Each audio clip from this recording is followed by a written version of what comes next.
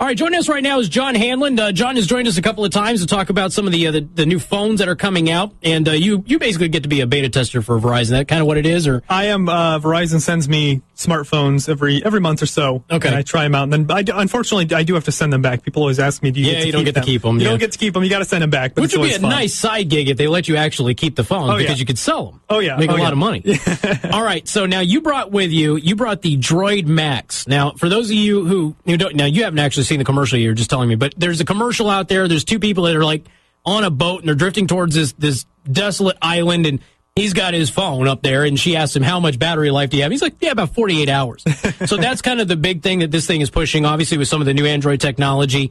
And the Droid phones are always pretty synonymous with quality and innovative features and things like that. But everybody wants to know about the battery life nowadays. And I remember when iPhones and things like that had the best battery life in the world, and you could run them for like a day.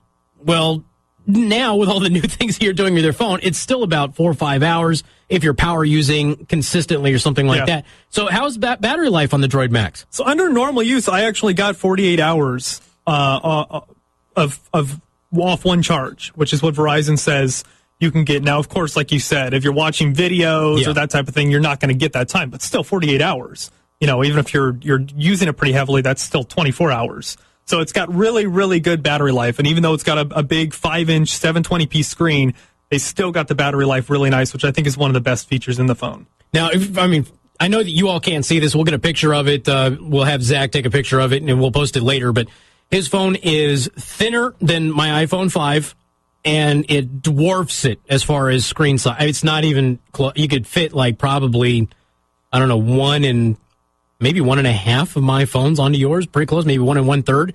So it's a lot bigger than the iPhone 5 is, and of course, Droid phones typically are bigger. They go for that bigger screen, and obviously that's a big part of the Netflix crowd and things like that. The gaming crowd, they really like that. So how are the graphics of the screen? Because now, screens are important. People don't want just a basic screen anymore. They want something that's nice. Absolutely. So it's a 720p screen. So the screen is really nice. Sometimes people have different preferences on the color saturation, that type of thing. I think your average user is going to be happy with most of these high-end smartphone screens, whether it's the iPhone or the Droid Maxx. It's just the size that's the biggest difference. So you got to pick what size is best for you. I really like the 5-inch size, and I think they've gotten it thin enough and small enough, like there's barely any border on there. So it's a 5-inch screen, but the screen goes almost to the very edge of the phone. So I'm really happy with the screen. I think the biggest decision there is just what size is best for you. And the screen is kind of one of those things when you're shopping for a top tier phone, John. You're stressing about it before you make the purchase when you have the phone side by side, but when you get it home, you don't even notice. Right. Because it's top tier, it's going to be good, that sort of thing. I still remember doing that over the Galaxy S2, I think, way back when. So now some of the other features, because there's this huge competition. And Droids are really starting. Nokia's getting back in the game now. That camera that they have on their new phone is phenomenal. Got my wife drooling about it because she's a photographer. But what are some of the unique features that the Droid Maxx offers? Yeah, this has a couple things that no other Android phone or iPhone has at this point. And one of those is voiceless commands. So all the major smartphones have where you can say a command and it will text Casey, you can say, and it'll text you. It's usually not accurate, but yes. Yeah, it's somewhat accurate. It depends on the phone, too. But this has touchless voice commands. So at any time, I can say, OK, Google now, and the phone will listen to my command after I say that, and I can then speak. So if it's across the room, I can say, OK, Google now. The phone will pick up whatever my command is after that. So that means you don't have to physically have the phone in your hand. Right. You don't have to unlock it and then hit either the Siri button or the little microphone next to your keyboard if you're Android. You don't have to hit any of that. It's just your voice will command it. Exactly. And the kind of the practical application of this would be if it's sitting in your car and you don't have to take your eyes off the road. You don't have to do anything except say, OK, Google now, and then give it a command. Okay, now, is it programmed to your voice? Because I could foresee really messing with some people in this building. Exactly. It is programmed to your voice, and it's really good about only picking up your voice. And I've had different people try it with my Droid Maxx, and it will not pick up anybody else's voice except mine. So if Zach is like sitting across the way and we have our boss in here, I can't say, search porn and get him in trouble. Exactly. Okay. Not as far as I know. As far as I've tested it, I haven't been able to get it to work with anyone except my voice. And you do this little thing when you set up the phone. It's just real quick, 30 seconds, and it recognizes your voice. And as you say, a few sentences. But it's really nice about the voice commands and only picking up your voice. Okay. Now, I mean, if you have somebody who's looking at a smartphone right now, and obviously there's a bunch of really good ones I think that are coming out. This is probably the strongest field of new releases I think that we've seen in several months. Are you steering them towards that, and what type of user do you steer towards a Droid Maxx? Well, obviously, like we were talking about, if you need that longer battery life, if you find yourself always running out of battery with whatever phone you have, this is the best battery life phone on the market right now. If you find yourself using a lot of voice commands, again, this might be something handy for you. I'm not one that uses a lot of voice commands, so that's a pretty nifty feature, but it's not something I would really find practical, though the battery life is certainly practical, I think, for anybody. So that's those two things especially, I would say, go for this phone. Now, you've got other really, really good phones on Verizon specifically. You've got the HTC One. You've got the Galaxy S4, which I think I came in and showed off to you, Casey, a couple months ago. And overall, I think the Galaxy S4 is probably the best phone still on the market. And the S4 is available on all the carriers, Verizon, Sprint, T-Mobile, AT&T, all of them.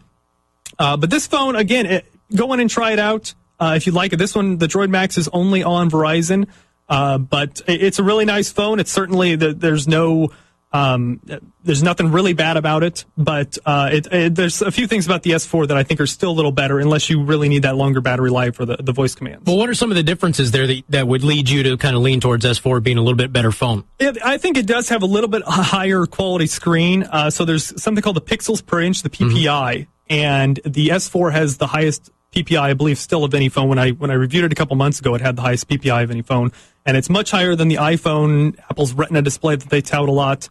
The S4 also has, I think, still the best camera on the market as far as smartphone camera. The camera in the S4 is much better than the Droid Maxx camera, much better from what I've heard on the market, smartphone camera on the market. So those two things, especially, I like Samsung's version of every carrier or manufacturer kind of change Android a little bit. So while the Droid Maxx is Android and the S4 is Android, Samsung and Motorola have both changed Android. And I like Samsung's version a little bit better. I think they make it a little bit more user-friendly, and they have a few features in there that Motorola doesn't include with the Droid Maxx.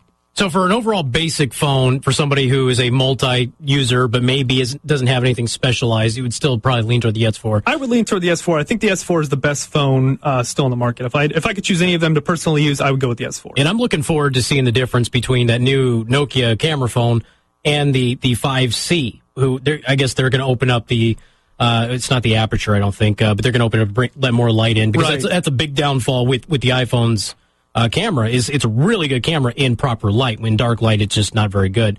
Now, the way I see this, John, is that if you're a business person who travels a lot, you can't always get to a power plug. Maybe your hands are full and you just need to use your voice to do something. This could be a really good option for you. Absolutely. And again, it's not that that this is a bad phone. It's certainly not a bad phone. It's a really good phone. I think the Droid Maxx is still one of the best phones on the market.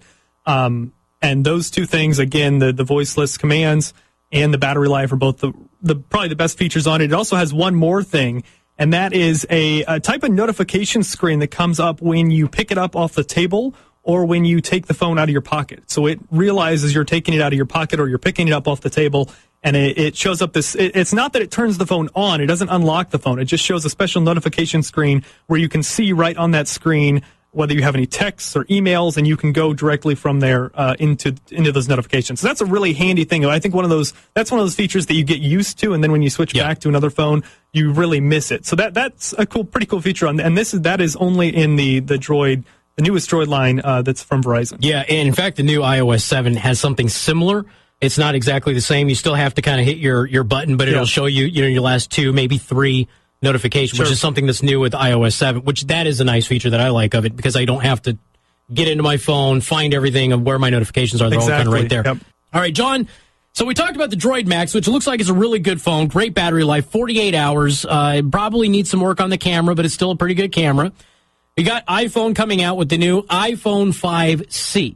And is there really anything different about this? Because, the 4S was not that big of an upgrade, right? But some people are going from the 4 to the 4S, and they didn't really need to. It was more software-based. But what's the big difference here? What's the big jump in 5, other than it comes in colors? What's the big difference between it?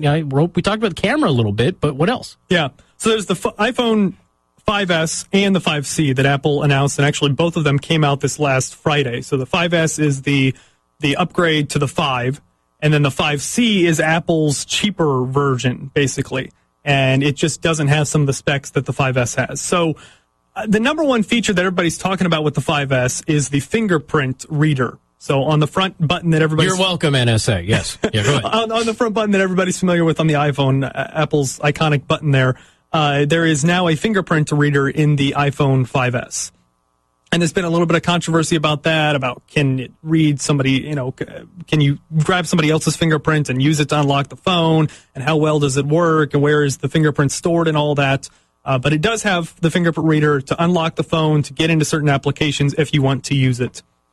And that's the biggest feature in the iPhone 5S. And the 5S comes in 3 colors. So for the very first time, Apple is doing colors besides black and white.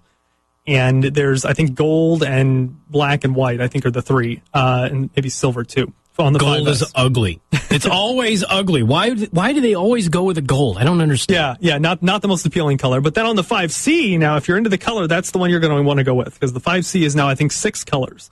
And these are bright colors. The body is plastic, and they're really bright neon colors. And the 5C is just, it's the cheaper version. It's $100 cheaper. It doesn't have the fingerprint reader. Some of the specs are slightly less, so I think the screens are exactly the same, the displays, and Apple did not actually upgrade their displays. It's the same Retina display that was on the 4S, and it's the same thing now on the 5S and the 5C. Just so, we're crystal clear, John, fanboys, your screen is still obsolete to the Android offerings. I'm just so everybody is crystal clear about that. Hey, look, I've got the iPhone 5 too, and it's a good screen, but it is not anywhere near what you get on the Samsungs. It's not even close. Right, exactly. And there are pros and cons to every platform. I don't want to say that one is absolutely the best, but yeah, the Samsung Android's the best. That's kind of my opinion, but there are different things that work for different people, and you need to pick whatever works best for you. But Samsung does have, especially the Galaxy S4 does have the best screen. It has a much better screen than on the iPhone. But again, how many, do people really recognize that? Are you going to even notice a difference, right? The average person. If you don't notice a difference between the two, then it doesn't matter to you. So is the 5C, does it have the same specs or less specs as the regular iPhone 5? I think it's pretty similar to, it's about the same as the specs on the 5C specs are about the same as the old iPhone 5. Okay, so it's basically just an iPhone 5, but they offer with color, god-awful gold instead. Okay, yeah. All right, because one of the things that Apple does so much better than Android is they've got this one size. That's the size you live with for several years. It allows the accessory market to just take off. There's more cases, there's more gadgets, there's more things that plug into this thing because you don't have changing dimensions. When is Android going to get their act together? And are the major carriers going to say, okay, we're going to have a flagship phone. It's going to have these features. We may have an S or a C version of it, but it will be the same dimensions as what we're doing right now. So Samsung will have one, HTC will have one. Maybe Motorola have one. Nokia is getting back in the game now pretty strong, and people always like their quality. When are we going to see that out of Android where they're going to have that size dynamic that is going to allow the free market to go ahead and start making good accessories for them? Yeah, well, that's a fundamental difference between Android and Apple. Android is an operating system made by Google that is thrown out there for anybody to use. Any manufacturer can take that operating system. It's called open source is the term that refers to that type of thing. Anybody can take that. If you and I wanted to make a phone tomorrow, we can actually use it. Yeah. I mean, it's available for us to have. Anybody can use it. So because of that, you have HTC, Motorola, Samsung, all these different manufacturers that are making their version of it. And that's exactly what Google wants you to do with their operating system. So carriers kind of have flagship devices, but as soon as the next wave of phones comes out on that carrier, then it's eclipsed the previous version. And so the flagship device for this month is not maybe not what it's going to be for next month because the carriers have different manufacturers building phones. So Samsung might come out with a wave of phones, and that's the flagship device for now.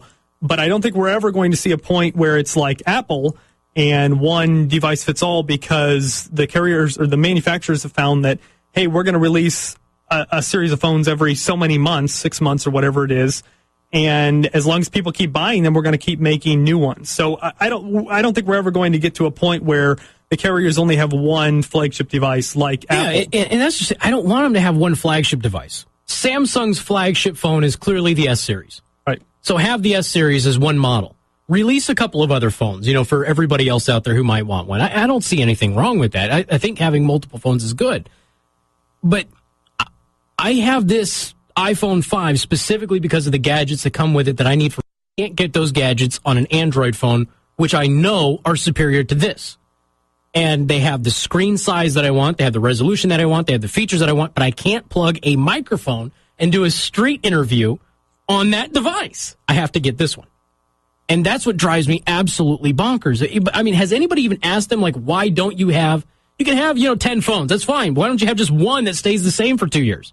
Yeah, well, they've found that when they come out with new phones, people buy them just because they're newer. Yeah. And even if it's not the best phone, when you go into a Verizon store, a T-Mobile store, AT&T, Sprint, whatever your carrier is, the newest phone is not necessarily the best and very frequently is not. The Droid Maxx is newer than the S4, but like I said, I think the S4 is a better phone, though not in all situations, but I think overall it is a better phone. And usually the manufacturers make different sizes, different, like the Droid series, for example, on Verizon, there are 4 that came out in this series, the Droid Maxx, and then there's one called the Ultra, and the Mini, and then the Moto X, which is kind of a hybrid and kind of confusing because it's actually made by Google. But let's just forget about that for a minute. So there are 4 different phones there, and they're all very, very similar. But Motorola has found that they can make money selling each one of them, and instead of just coming out with 3, they'll come out with 4, and it'll fit that one person. It'll be worth them making the 4th phone, even though it's very confusing for consumers on figuring out which one. Yeah. And as far as naming, there actually was a phone a couple of years ago called the Droid Razr Maxx. Mm-hmm.